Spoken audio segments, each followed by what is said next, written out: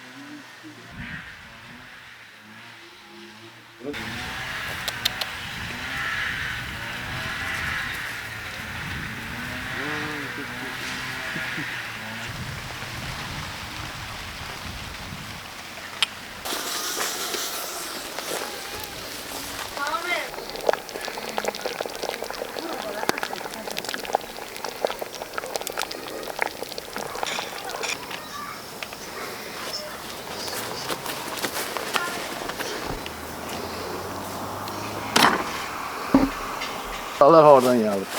Olsun. Olsun. Ölç oluyor. Bizim milli yemeklerimizi saklamışlar. Aması çok koyma, aması az bu.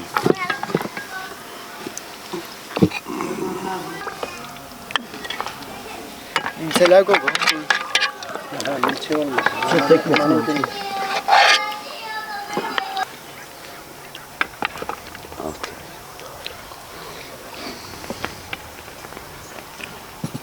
Buna yaxşı baxın, mənə bax. Tez-tez qalsın. Ne olur ki Türkiye'de o. Bir de gelen de var gidip. Döndüğüm şey.